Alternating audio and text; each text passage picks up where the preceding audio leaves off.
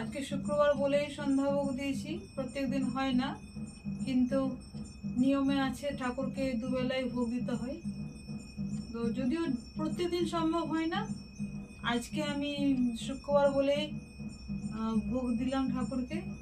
তো ভাবলাম একটু তোমাদের সাথে শেয়ার করি।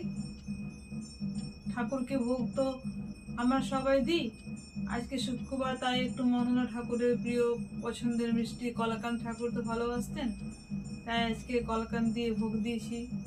কোনোদিন মিষ্টি বাতাসাও দিই, প্রত্যেক দিন হয়ে ওঠে না। তো যাই হোক আর কি, আজকে সেটাই ভাবলাম একটু তোমাদের সাথে শেয়ার করি। ঠাকুর পূজা তো ভোগ দেওয়ার সেই সময়টা একটু বেশ ভালো লাগে, তো সেই ভালো মুহূর্তটা ভাবলাম তোমাদেরকেও একটু দেখাই।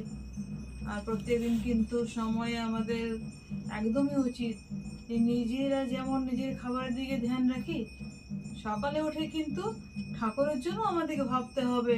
ঠাকুর তো অভুক্ত আছেন, ঠাকুরকেও তো খাবার দিতে হবে না। ঠাকুর আমাদের আশায় থাকেন যে কখন আমরা ঠাকুরকে জল দেব, ঠাকুরকে আমরা খাবার দেবো, ঠাকুরের ভোগ লাগাবো।